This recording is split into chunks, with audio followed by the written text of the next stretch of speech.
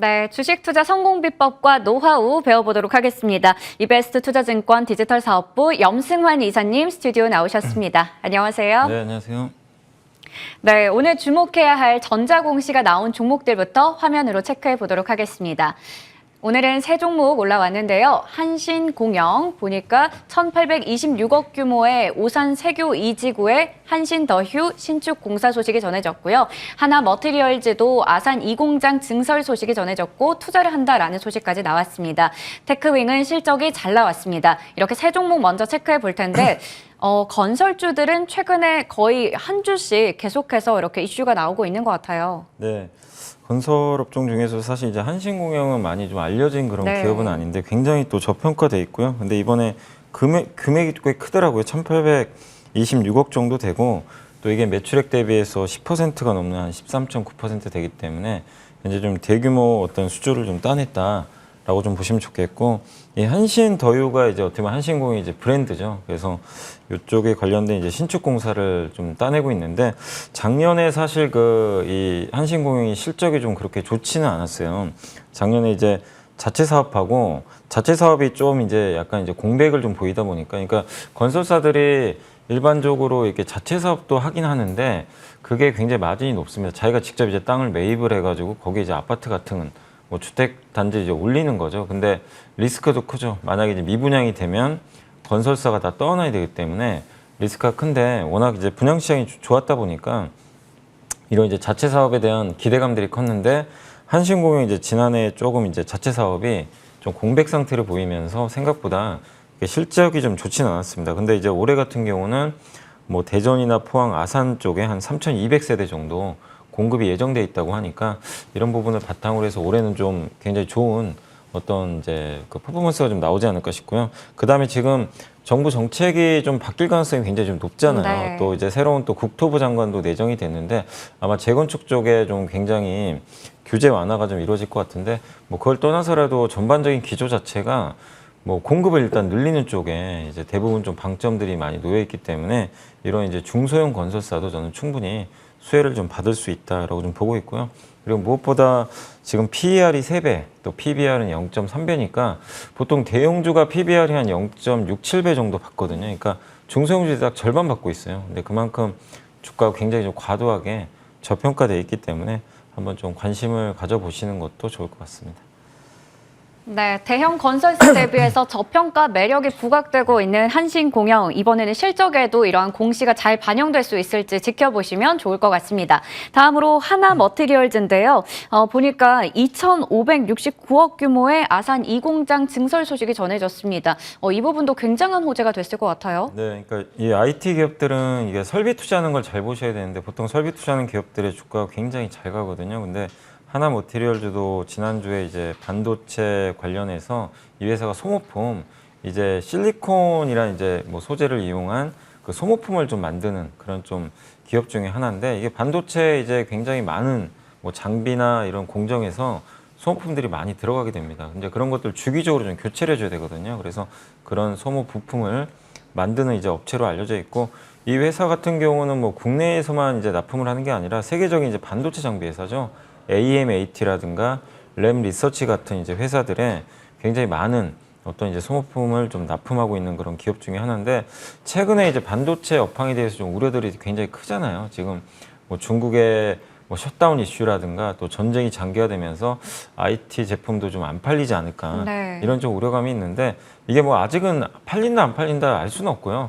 이 저가 제품은 확실히 좀 이렇게 수요가 좀 주는 건 사실인데, 아직까지 고가 제품에 대해서는 수요가 둔화됐다라고 확인하기는 좀 어려운 그런 상황입니다. 그리고 아이폰도 아직 출시도 안 됐기 때문에, 그래서 지금 우리가 좀 그 공백 기간이 좀 남아 있는데, 근데 이제 투자자들은 좀 불안해하는 거죠. 반도체 보면 이거 안 될 것 같은데, 약간 이제 이런 논리. 그래서 최근에 우리나라만 빠진 게 아니라 지금 미국의 필라델피아 반도체 지수도 빠지니까 한국의 대표적인 이런 이제 소부장 기업들도 주가 좀 부진한 건 사실입니다. 근데 이런 투자에서 우리가 알 수 있는 건 방향성은 명확해요. 계속해서 이쪽 수요가 좋다는 얘기죠. 이렇게 수요가 좋지 않으면 절대로 이 회사들이 투자를 하지 않습니다. 그것도 자기 어떻게 보면 매출액 대비해서 한 40%나 되는 그런 금액을 투자하지는 않거든요. 그래서 하나머티리얼즈 같은 경우도 지금 이 공장 좀 증설을 해서 성장을 도모할 예정이기 때문에 좀 긍정적으로 보시면 좋겠고, 또 하나금융투자의 그 김경민 연구원님이 쓰신 이제 자료가 하나 나왔는데, 그걸 보니까 이걸 통해서 매출이 지금 현재 이 회사 매출이 한 3천억 되거든요. 네. 근데 이 증설을 통해 가지고 매출이 앞으로 1조 원까지 늘어난다고 합니다. 오. 그럼 거의 매출이 3배로 이게 점프를 하는 거예요. 그래서 그런 걸 보면 결국 매출이 3배 이렇게 뛴다는 건 이익도 그만큼 또 뛰어나갈 수 있다는 얘기니까 계속해서 하나머티리얼즈 오히려 이렇게 반도체에 대한 불안 심리가 있을 때 주가가 싸지겠죠. 그럴 때를 좀 기회로 활용하시면 좋을 것 같습니다.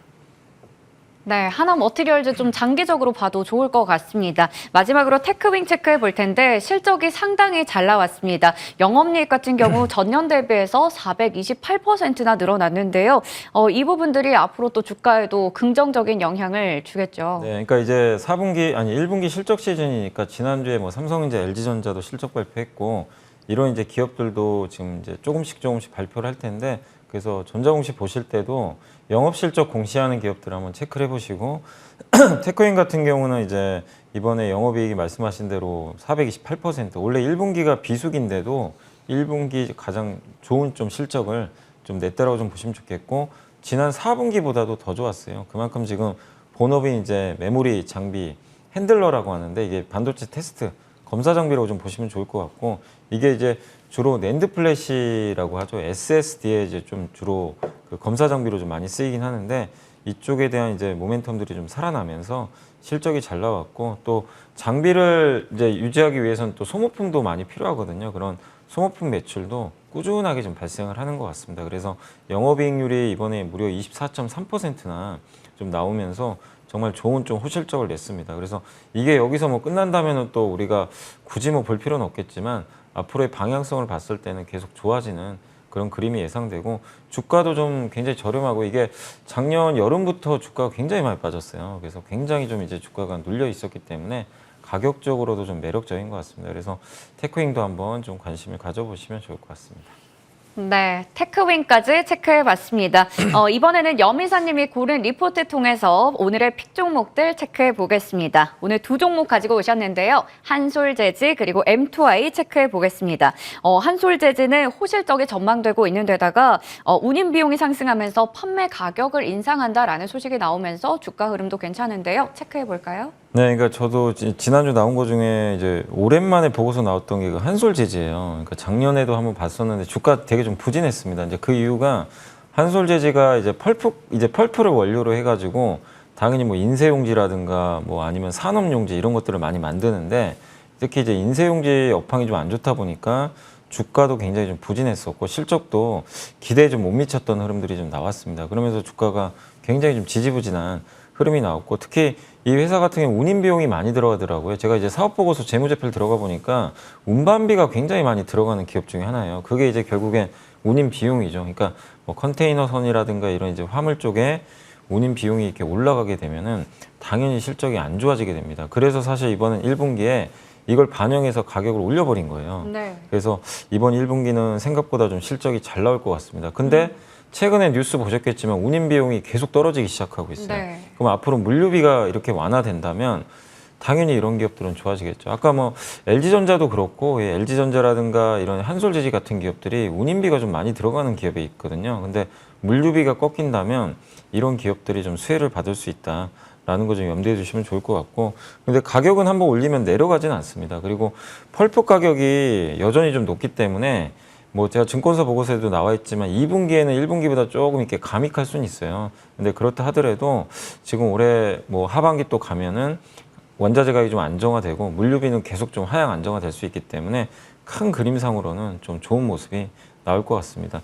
그래서 현재 지금 PER도 4.3배 정도, 그리고 배당 수익률이 4.4%, 꽤 배당도 좀 많이 주고요. 거기다가 퍼도 5배가 안 될 정도로 굉장히 이제 저밸류, 워낙 이제 좀 부침이 있는 산업이다 보니까 높은 퍼를 안 주는데 가격적으로도 저는 좀 충분히 매력 있다라고 좀 생각하고 있기 때문에 한번 좀 공부를 해보시고 좀 지켜보시면 좋을 것 같습니다.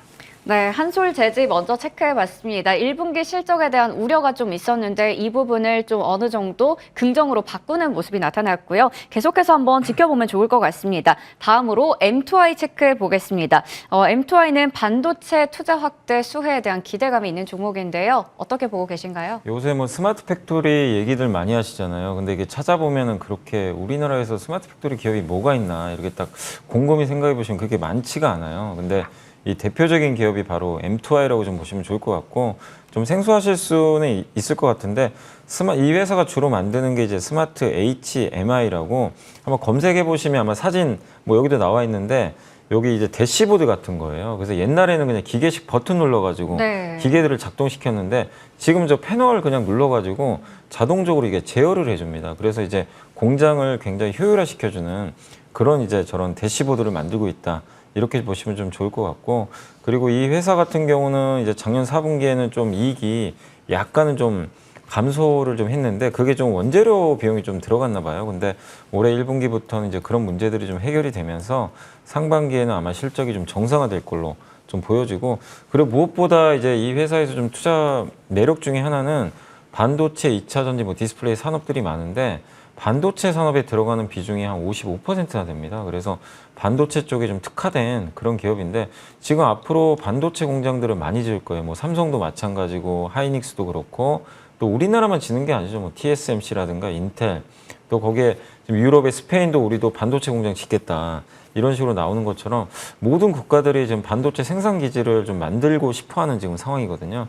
그런 면에서 반도체 공장들이 앞으로 많이 지어진다면 M2I의 어떤 매출도 굉장히 좀 늘어날 수 있다. 이렇게 좀 보고 있습니다. 그래서 그런 면에서 좀 충분히 성장성, 전방 산업의 수혜를 받을 수 있는 그런 기업 중에 하나니까 좀 관심을 가져보시면 좀 좋을 것 같고, 주가도 뭐 그렇게 비싼 편은 아닙니다. 이게 스마트 팩토리 한 뭐 보통 20배 넘는 그런 경우들이 많은데 현재 PER도 한 14배 정도로 굉장히 좀 합리적인 지금 가격인 것 같아요. 그래서 충분한 좀 성장 여력 대비해서 주가도 저평가돼 있기 때문에 한번 좀 관심은 가져보시고, 다만 이제 앞으로 계속 체크하실 건 이제 1분기 실적 5월 정도에 발표할 것 같은데 실제로 1분기 실적이 4분기보다 좀 개선되는 모습이 나오는지, 왜냐면 우리는 이걸 추정을 하는 거지 정확히 알 수는 없어요. 네. 그래서 그때 가서 또 의견이 바뀔 수도 있는 거니까 여러분들도 한번 실적 한번 1분기 확인까지는 한번 해보시고 또 대응을 하시면 좋을 것 같습니다. 네, M2I까지 체크해봤고요. 실적이 어떻게 나올지도 꼼꼼하게 보시면 좋을 것 같습니다. 이번에는 지난 종목 AS 해볼 텐데요. 3월 16일에 내부자 거래 특징주로 체크해봤던 포스코 케미칼 수익률은 최고가 기준으로 43%를 기록하고 있습니다. 테슬라 이슈 관련해서 2차 전지주들도 같이 올라가는 모습이었는데 지난 금요일장에서 또 저희가 브리핑 전해드렸듯 빠졌거든요. 네. 이 종목 어떻게 좀 전략 세워보면 좋을까요? 포스코 케미칼은 다른 게 아니라 계속 이렇게 주가 내려오는 과정에서 내부자들이 계속 사더라고요. 네. 그러니까 근데 사는데 더 빠졌어요. 꾸준히 빠져버렸죠. 그때 워낙 안 좋았고 또 굉장히 비싸잖아요. 고밸류 기업이고 주가 9만 원도 절대 싸다고 할 수 없는 가격인데 그럼에도 불구하고 뭐 계속해서 이제 내부자들이 들어오면서 계속 이제 수급 자체는 나쁘진 않았습니다. 근데 이제 이번에 2차 전지 소재가 어쨌든 이제 니켈 이슈가 좀 약간 잠잠해지면서 다시 위로 올라가기 시작을 했고, 2차 전지, 그러니까 전기차만큼 우리가 누구도 의심 안 하는 성장 섹터는 사실 찾아보기 되게 어렵잖아요. 근데 그 와중에 어쨌든 이제 앞으로 또 대규모 증설 얘기, 또 포스코 케미칼이 양극재 뭐 공장 또 짓는다는 얘기가 나오면서 지난 금요일에 뭐 다른 2차 전지 양극재랑 마찬가지로 급등을 했던 것 같습니다. 아무튼 밸류로 보면 비쌉니다. 비싸지만 성장성은 뭐 누구도 부인할 수 없는 그런 기업이니까 앞으로의 주가 흐름도 좀 기대가 되고요. 다만 이제 보유하신 분들 입장에서는 뭐 아직 보유는 괜찮겠지만 신규 매수는 또 한번 기회가 오겠죠. 흔들리는 타이밍이 오니까 지금 매수보다는 그냥 보유만 하자라고 좀 말씀을 드리겠습니다. 네, 현재는 보유자의 영역이다라고 얘기를 해주셨고요. 마지막으로 오늘 시장에 대해서 어떤 전략 필요한지 좀 얘기를 해봐야 될 것 같습니다. 새로운 한 주의 시작인데 어떻게 준비하면 좋을까요? 그러니까 이게 대형주 갖고 계신 분들한테 너무 잔인한 것 네. 같아요. 3월도 잔인했는데 4월도 지금 너무 잔인하고, 특히 삼성전자 갖고 계신 분들 이렇게 숫자가 좋은데 왜 빠지나, 이렇게 좀 굉장히 좀 힘든 지금 상황입니다. 근데 그게 결국엔 앞으로 어떻게 될지 모르니까 이 매크로 이슈라고 그러죠. 경제 상황이 지금보다 안 좋아지면 어떡하지? 그 불확실성을 지금 반영하는 단계예요. 그래서 주가 이제 실적은 좋은데 주가 싸지니까 괴리가 심해지는데, 이런 것들이 그러니까 이 불안감이 조금이라도 해소되는 시기가 나와야 되거든요. 근데 그거는 이제 뭐 가장 빨리 풀 수 있는 거는 중국의 셧다운이 조금이라도 완화되면 조금은 좀 저는 불안 심리가 개선될 수 있다고 생각합니다. 그래서 조금 시간을 갖고 뭐 대형주들 이렇게 많이 빠지는데 여기서 더 빠지니까 뭐 비중을 줄이자 이러는 것보다는 어떤 흐름이 나올 때 좋아질까 그걸 생각하시면서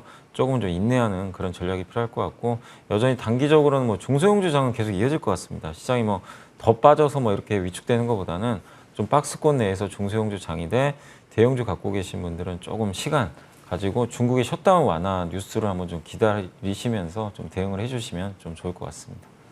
네, 당분간은 중소형주 장세가 지속될 것이고 아무래도 대형주에게는 시간이 좀 약이 될 것이다라는 말씀까지 해주셨습니다. 지금까지 이베스트투자증권 디지털사업부 염승환 이사님과 함께했습니다. 오늘 말씀도 고맙습니다. 감사합니다.